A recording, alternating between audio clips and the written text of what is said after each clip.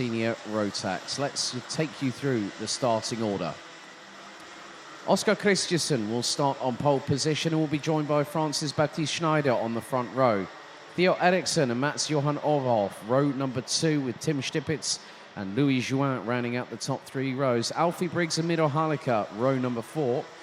Bas Janssen's cart, the 801 from the Netherlands, was put onto the trolley just before they let the carts go.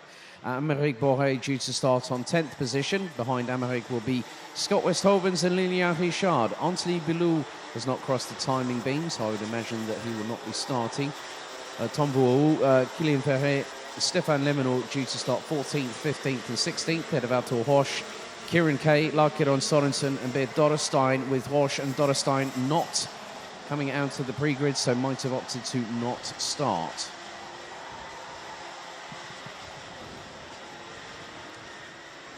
So the top 6 after the results of this second chance heat have been confirmed and ratified post technical and sporting matters.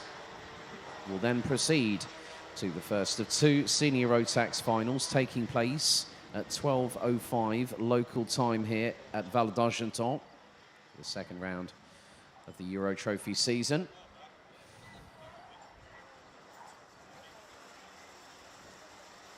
And in 43 days, we head back to Belgium. Won't be heading back to Karting Genk, but we'll be heading to Karting de Fagne in Marienborg between the 8th and the 10th of July.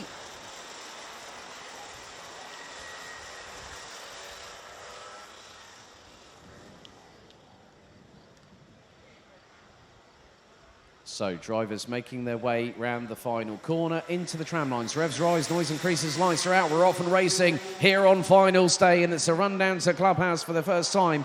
Oscar Christensen leads the field. Theo Eriksen getting up the inside of Baptiste Schneider. Bas Janssen now exits the pre-grid and starts all the way back down in 17th position after the 16 drivers in front did their sighting and formation lap.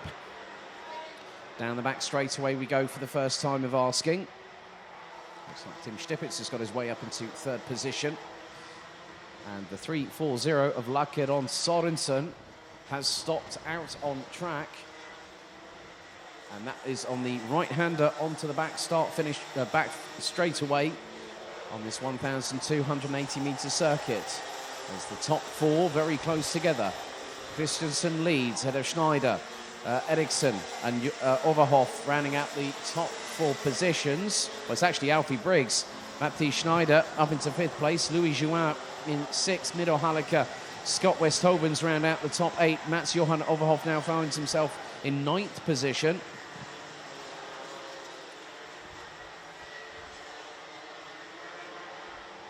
So down the back straight away.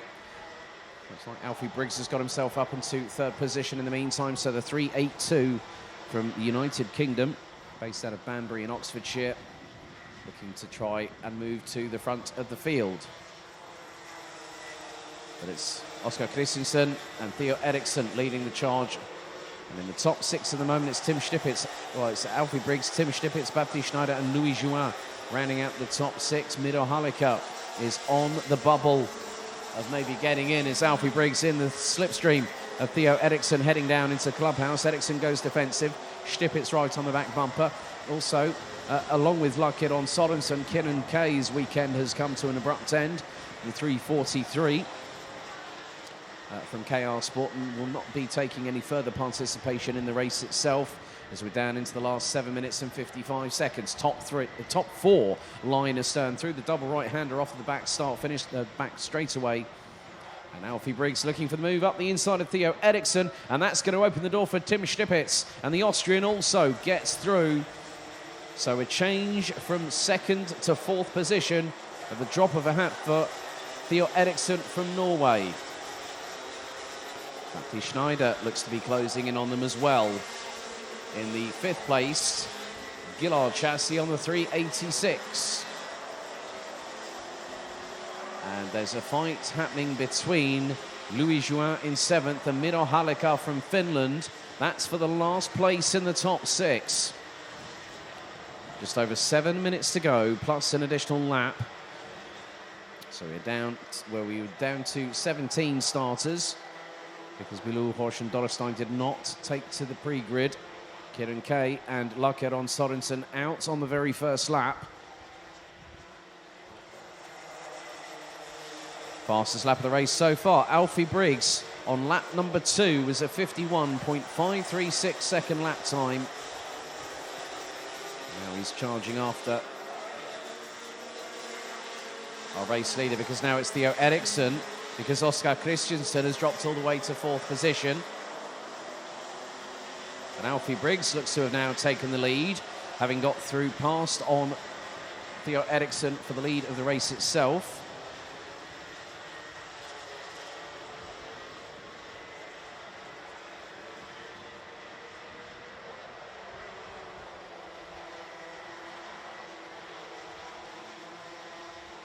So Alfie Briggs, having started 7th, now has got himself in the prime position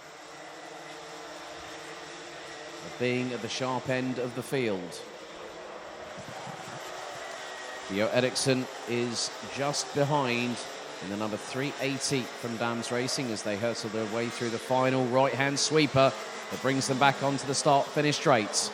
We're just over 30 seconds away from the timer hitting the halfway point. As Oscar Christiansen now trying to see if he can exercise a move past Tim Stipitz from Austria. Now up into 3rd place. Stipitz started down on the inside of row number 3.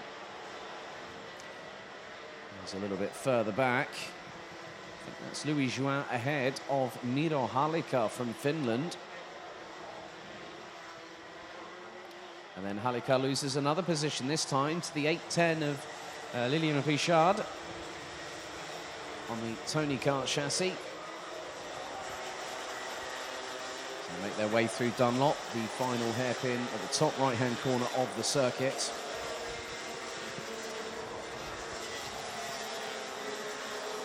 And still drivers battling away.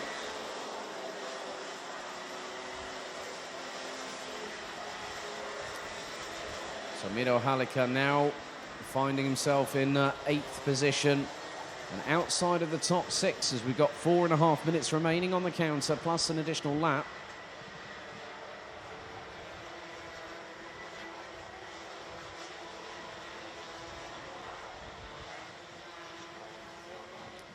But still the top 4 can't really be separated that much. It was just under 0.7 of a second after 6 laps of racing.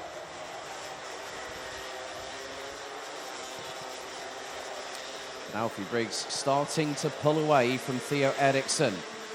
Oscar Christiansen in the draft behind Tim Stipitz. And Tim Stipitz stuck between a rock and a hard place at the moment because the Austrian is in the middle of both Theo Eriksson and Oscar Christiansen.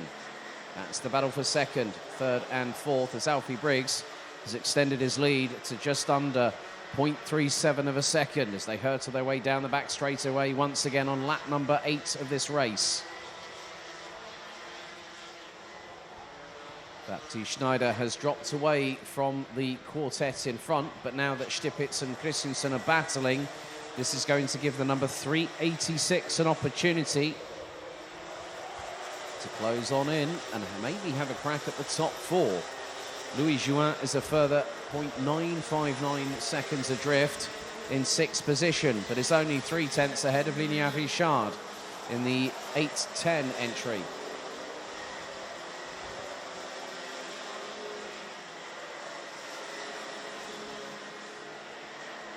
Alfie Briggs just managing the gap, which is just under once again after the previous tour. 8 of them in total have been circulated around this 1,280 metre circuit. 0.382 for the Brit is his lead at the moment over Theo Eriksson. Further back, the 8.11 of Louis Juin coming under increasing pressure from Lilian Richard as they go through Piff-Paff, through the nigh on straight line, that chicane, through into the right-hander, and it looks like the move has been made by Richard up the inside of Juin. The pair swap places before the final corner. Richard looks over the right shoulder. Juin right in the slipstream, going down through turn 1. A little bit further back, we've got Scott Westhoven's battling away with Mats Johan Overhoff. That's the battle for 9th place as we're into the final 2 minutes. Richard under severe pressure from Juin right at the minute. As they go onto the back straightaway, Richard looks over the right shoulder, then the left shoulder in rapid succession. Through into the first of the 2 double right-handers. Through the second they go. Whilst that is happening, Miro Halika is starting to catch them back up. So the Finn could get an opportunity to reclaim that 6th position by the checkered flag. Leaders now making their way through into the final corner once again. Alfie Briggs still leads. Theo Eriksson. Tim Stipitz coming under pressure now from Oscar Christiansen. In the battle for P3. And now they're closing on Theo Eriksson in respect of the pace that they are showing. Baptiste Schneider trying to close in on them as well. Schneider was about half a tenth quicker than Christiansen. But Lilian Richard Nui-Juin, they've got the likes of Miro Halika, Scott Westhovens and Mats Johanov trying to chase them down.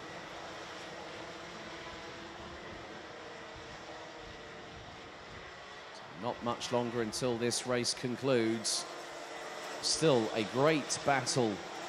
It sort of stagnated somewhat, but it could end up getting a bit fiery between 2nd, 3rd and 4th in the latter stages. We're going to go on to the 12th and penultimate lap out of 13. And 2nd, 3rd and 4th, Eriksson, Stipitz and Christensen all in a line heading down into Clubhouse. No one trying to put their cards on the table quite yet, but that could happen on the final lap of this race.